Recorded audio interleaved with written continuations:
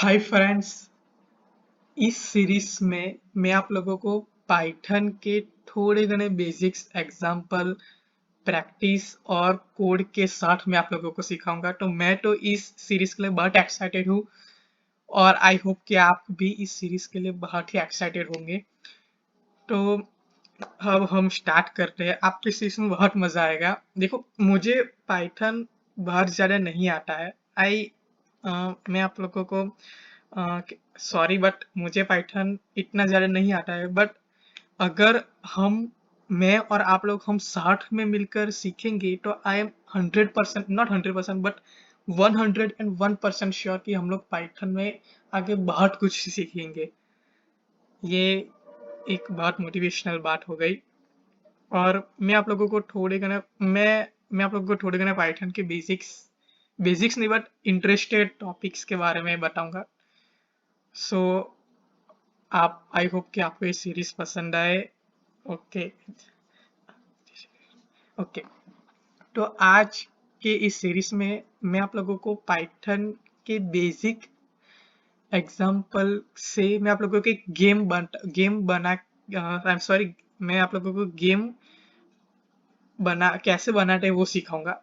कुछ नहीं है इसमें। मैं आप लोगों को एक कोई भी मॉड्यूल का यूज नहीं करने वाला हूँ। सिर्फ एक ही मॉड्यूल है, वो है बिल्ट इन मॉड्यूल और उसका नाम है रैंडम। रैंडम नाम के मॉड्यूल मैं आप लोगों को सिखाऊंगा। उस मॉड्यूल से हम एक बहुत अच्छी गेम बनाएंगे। कैसे गेम बनाएंगे? हम लोग रैंडम मॉड्यूल्स, एक बिल्ट इन मॉड्यूल होता है। इस बिल्ट इन मॉड्यूल से हम लोग एक ऐसी गेम बनाएंगे कि जैसे कि मान लो कि हमारा कंप्यूटर कोई भी एक डिजिट अपने माइंड में सिलेक्ट कर देता है 1 to 100 के बीच में, और वो हमसे कहता नहीं है कि उसने क्या सिलेक्ट किया डिजिट 1 to 100 के बीच में।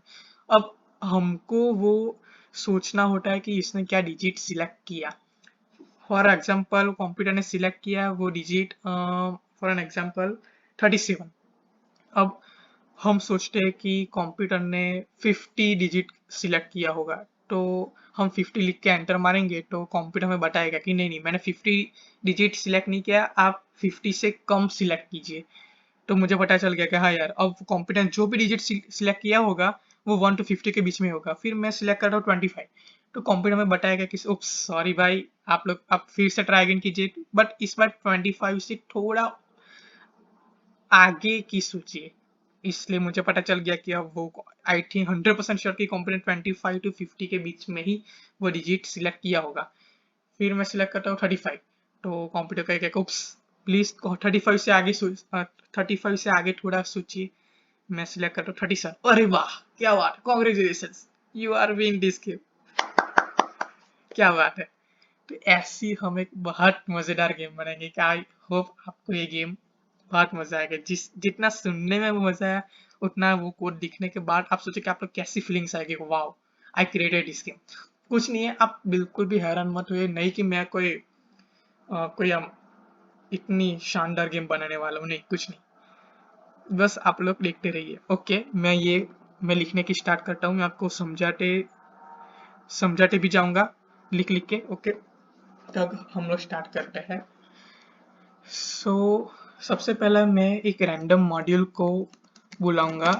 कोई भी मॉड्यूल को बुलाने के लिए हम उनसे पहले इंपोर्ट लिखते हैं, वो आप लोगों को पता ही होगा। देखिए, मैं इस सीरीज में आपको बता देता हूँ कि मैं इस यूट्यूब चैनल पे ये पाइथन प्रोग्राम्स ऐसे मानकर आप लोगों को सिखाऊंगा कि आप लोगों को पाइथन थोड़ा घना आता होगा।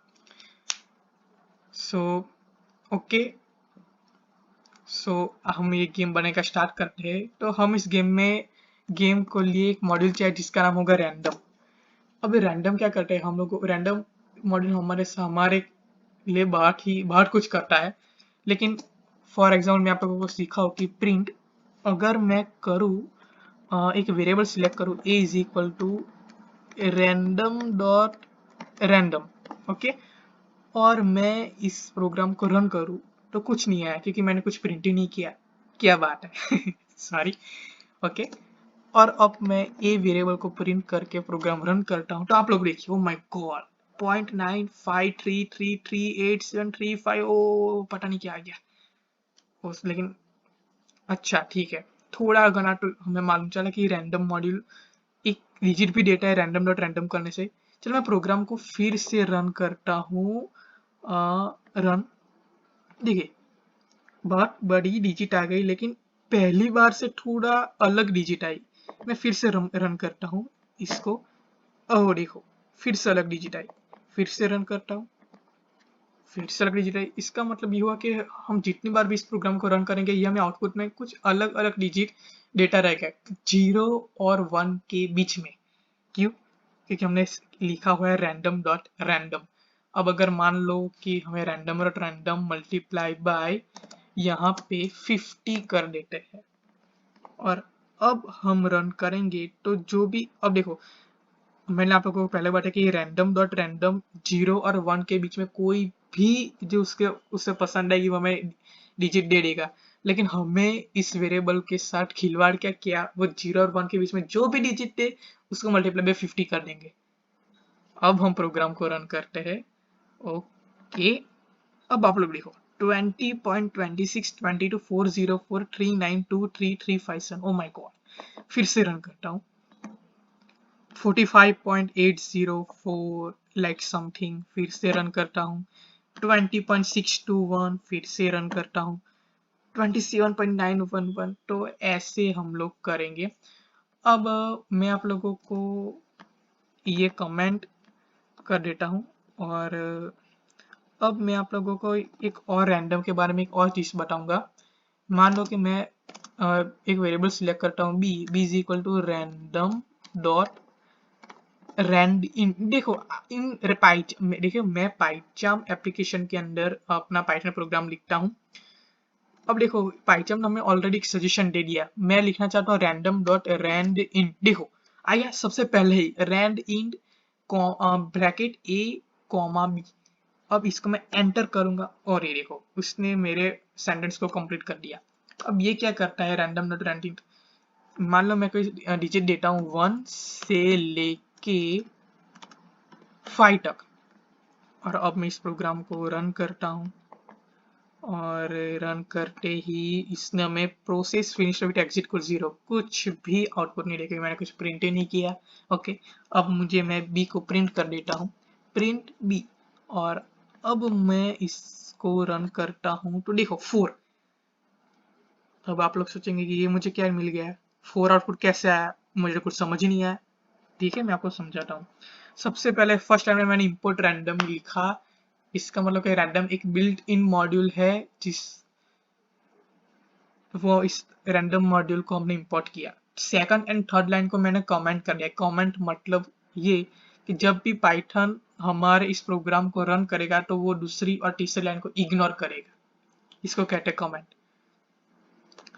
फोर्थ लाइन को मैंने ब्लैंक छोड़ दिया। फिफ्थ लाइन पे मैंने लिखा रैंडम डॉट रैंड इन 1,5।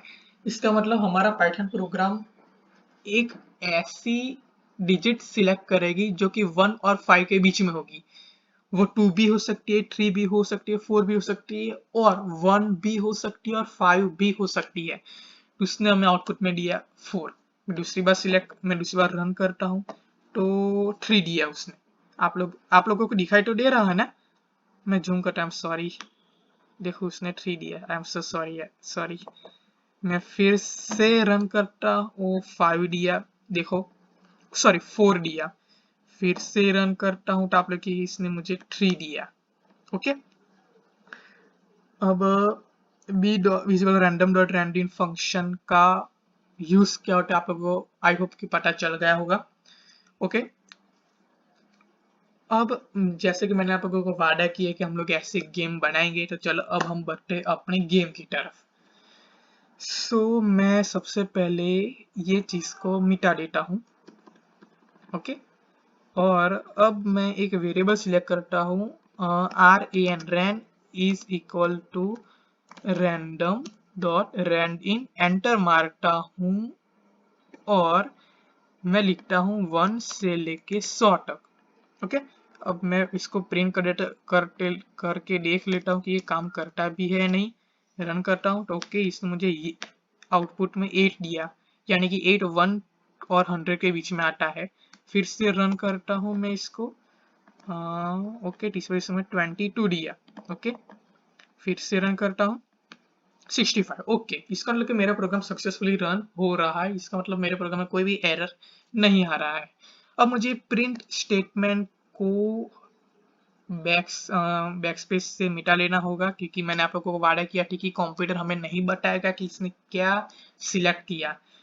ओके, लेकिन आप लोगों को इतना तो पता चल ही गया होगा कि जितनी बार मैं इस प्रोग्राम को रन करूंगा इतनी बार हमारा कंप्यूटर कुछ अलग ही डिजिट निकाल के देगा 1 to 100 के बीच में।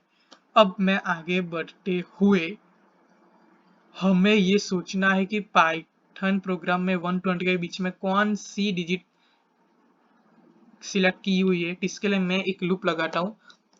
टेंशन मत लीजिए, मैं आप लोगों को समझाता हूँ कि मैं क्या करता हूँ। पहले मुझे थोड़ा गाना लिखने दीजिए प्लीज। मैं लिखता हूँ while true। ओ सॉरी, मैं लिखता हूँ while true।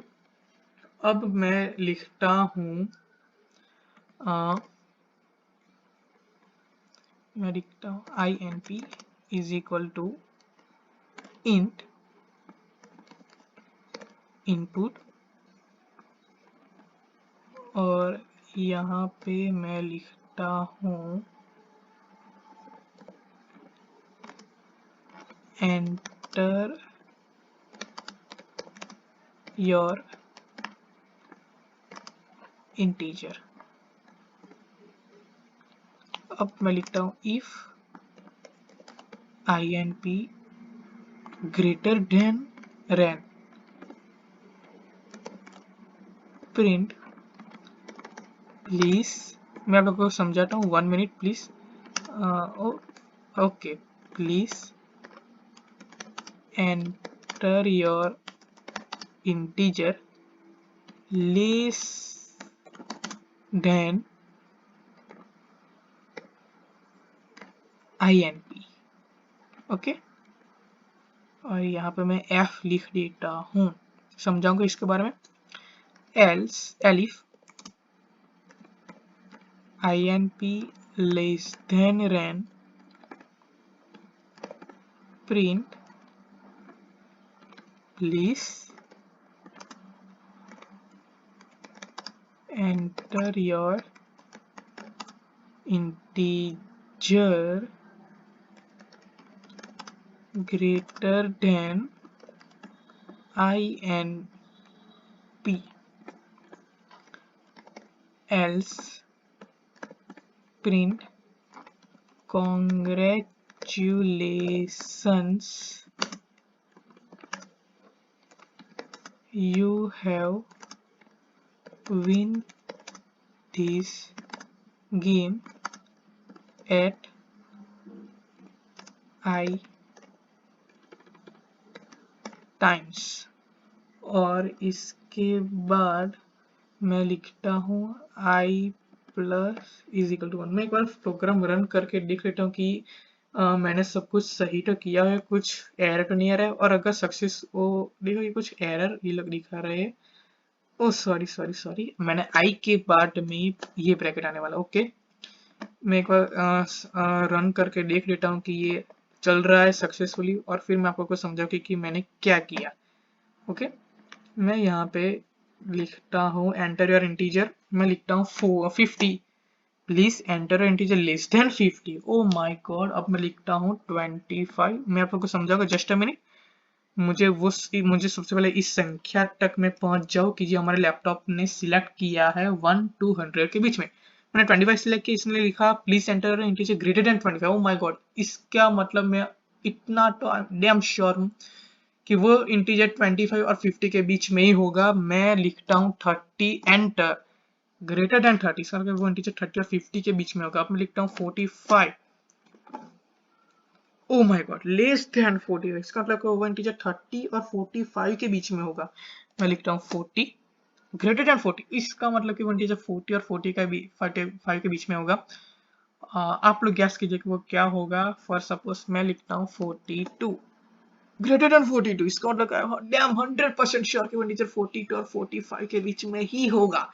देखते हैं, मैं 44 से लिखता हूँ please please. Oh my God, congratulations you have win this game at say 1 times। क्यों?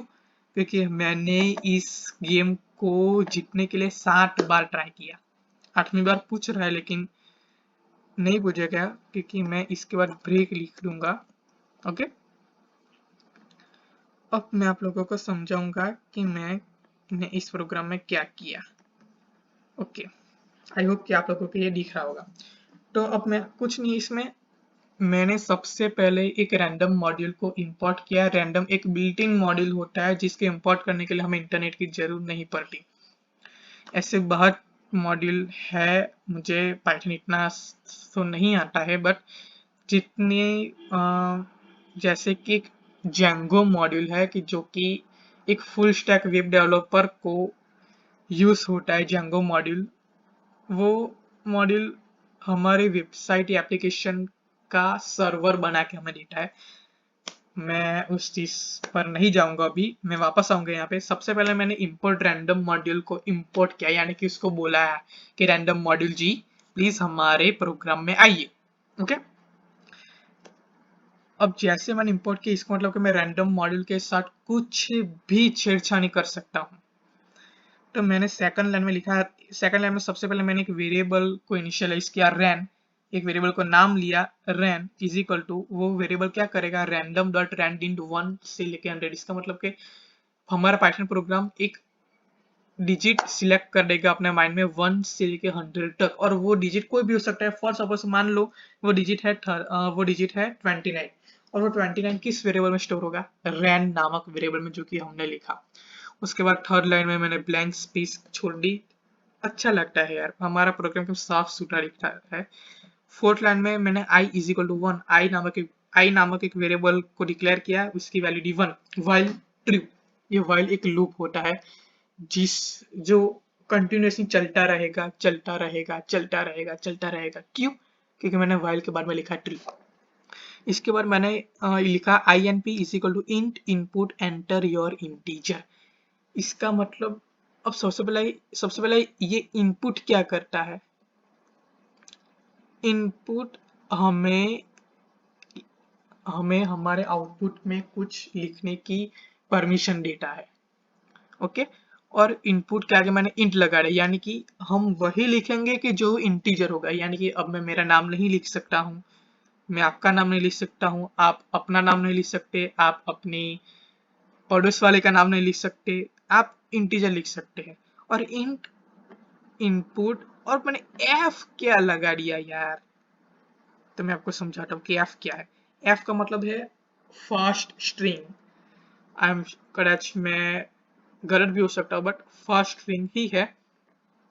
वो क्या करता है, अब देखो मैंने यहाँ पे आई लिखा, तो सबसे पहले आई की वैल्यू 1 है, इसके बाद 1 है, और पाइथन प्रोग्राम हमारे लूप के अंदर घुसा, तो वो यहाँ पे जहाँ पे मैंने आई लिखा है, सॉरी जहाँ पे मैंने आई लिखा है वहां पे वो 1 लिख देगा।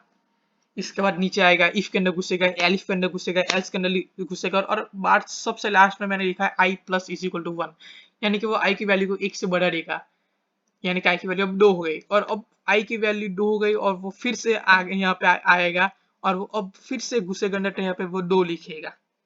ओके, तो अब आप लोगों को आई होप आपको मालूम चल गया होगा कि एफ का मतलब क्या है, फास्ट स्ट्रिंग। इनपुट का मतलब क्या है कि वो हमें परमिशन देते हैं हमें आउटपुट में कुछ भी लिखने की।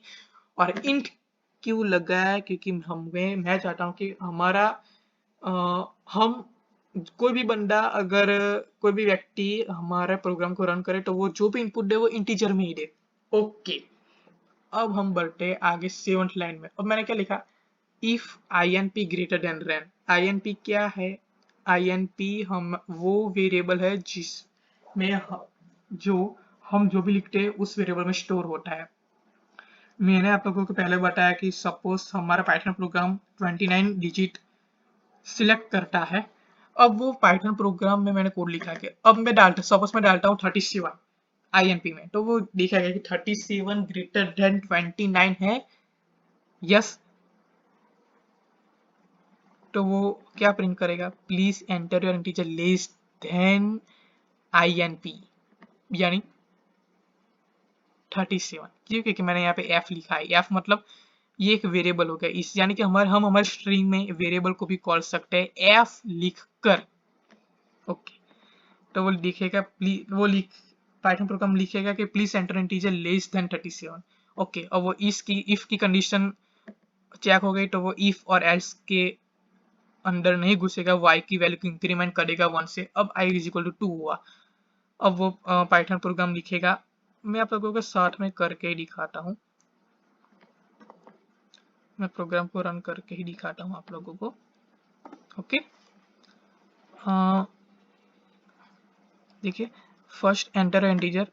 अब पाइथन प्रोग्राम ने, हमारे कंप्यूटर ने क्या सिलेक्ट किया है वो मुझे पता नहीं है। मैं लिखता हूँ 50। तो देखो, please enter integer greater than 50। इसका मतलब क्या हुआ कि पाइथन, इसका मतलब कि पाइथन ने जो भी इंटीजर सिलेक्ट किया होगा 50 से ज्यादा ही होगा। इसका मतलब वो यहाँ पे आएगा एलिफ कंडीशन के अंदर, और वो लिख के देगा please enter integer greater than 50। मैं लिखता हूँ 75। देखो, please enter integer less than 75, यानी कि मुझे इतना पता चल गया कि हमारा पाइथन ने जो भी इंटीजर सिलेक्ट किया हुआ है वो 50 और 75 के बीच में होगा। मैं लिखता हूँ 65 एंटर, लेस देन 65, यानी कि 50 और 65 के बीच में ही होगा। मैं लिखता हूँ 60 लेस देन 60, यानी कि 55 और 60 के बीच में होगा। मैं लिखता हूँ 57, यानी कि 55 और 57 के बीच में होगा, यानी कि 56 ही होगा। देखो, congratulations, you have win this game at 6 times.